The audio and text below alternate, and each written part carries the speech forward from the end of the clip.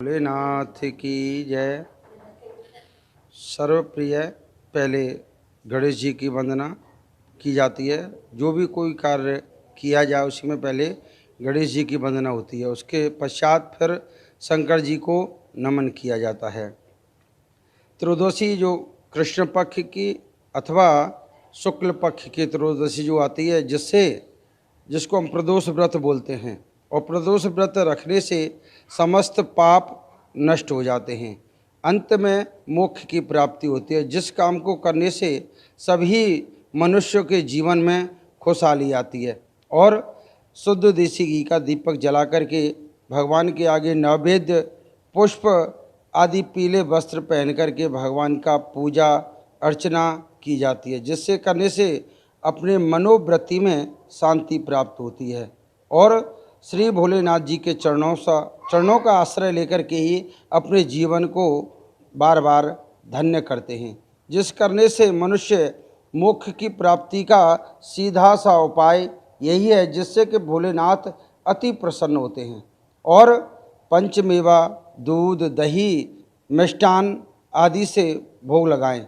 इसके पश्चात फिर दान दक्षिणा से स्वर्ण चांदी या लक्ष्मी जी सहित दान करके आनंद द्रव्य लुटा करके फिर अपने मन को पवित्र करें और ब्राह्मण को संतुष्ट करें, जिससे ब्राह्मण को संतुष्ट करने से, दान दक्षिणा देने से जीवन में अपने मन को भी संतुष्टि प्राप्त होती है। क्योंकि जिसका काम करना प्रभु की लीला का वर्णन किया गया है, जिसके करने से सभी जीवन की मुक्ति का साधन यही है, और जिससे ही हमारे जीवन की मुक्ति का साधन प्राप्त हो जाता है। बोलो शंकर भगवान की जय। मासिक शिवरात्रि भोलेनाथ की ये पितृपक्ष में पड़ती है, और पितृपक्ष में 4 तारीख सोमवार इसमें प्रदोष व्रत भी है और शिवरात्रि भी इसी में आ रही है। तो ये काफ़ी समय के बाद ये संयोग ठाकुर जी ने मिलाया है, जिससे भोलेनाथ की ये सोमवार और प्रदोष और ये शिवरात्रि एक साथ आई है, जिसको आने से जीवन का सब क्लेश दूर हो जाता है और हमारे मोक्ष का साधन प्राप्त होता है, जिससे भोलेनाथ आनंदमय जीवन प्राप्त करते हैं और हमको धन लक्ष्मी की प्राप्ति होती है, जिसको करने से हमारे जन्म जन्मांतर के पाप दूर हो जाते हैं और हमारे मोक्ष का साधन प्राप्त होता है।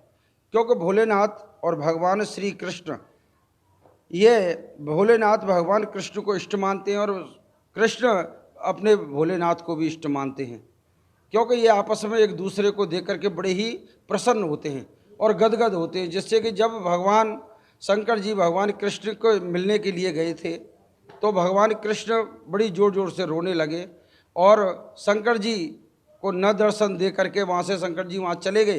फिर वापस बुलाने के लिए शंकर जी को कृष्ण ने ज़ोर ज़ोर से रोदन शुरू किया। फिर वहाँ से उनको बुला करके लाए और शंकर जी ने फिर भगवान कृष्ण को अपनी गोदी में लिया, बैठाया और कृष्ण से अपने नेत्रों का आश्वासन किया। और उन्हें दोनों का आपस में प्रेम देख करके यशोदा मैया देखने लगी, कहने लगी कि बाबा, ये तो तूने अलग से कोई जैसा जादू कर दिया, मेरे कृष्ण को रोने से चुप कर दिया, तू तो कोई बड़ा जादूगर है। तो उन्होंने कहा, ये तो मेरे साक्षात परम कृष्ण और मेरे परम इष्ट हैं, इनको मैं साक्षात अपने इष्ट मान करके ही अपना जीवन का आनंद लेता हूँ। इसीलिए वृंदावन में जाकर के भोलेनाथ गोपी बने, और गोपी बनने के बाद में फिर भगवान श्री कृष्ण का महाराज का रसास्वादन किया है। तो भगवान बड़े ही अलौक लीलाओं को कर करके स्वधाम श्री ब्रज में जा कर के निवास किया है।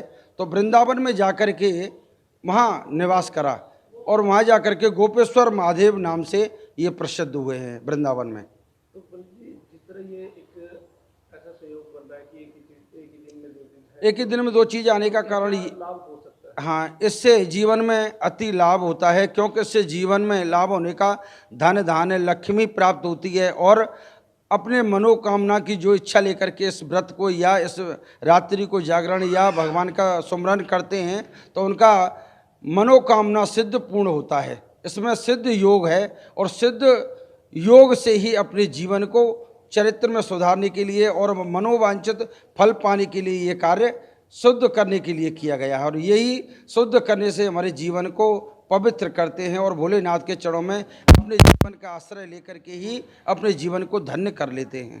किस किस चीज़ का भोग लगेगा उसमें? भगवान का भोग फल का, फ्रूट का, दूध का, दही का, पंचामृत बनाओ, पंच मेवा से लगाओ भोग, मिष्ठान से आदि से लगाओ भोग। भगवान को शुद्ध करने के लिए चूरी का प्रसाद बनाओ। आनंद प्रभु आनंद अनेक अनेक प्रकार के भोगों से रुचिर होकर के प्रभु उत्सव का भोग लगाते हैं।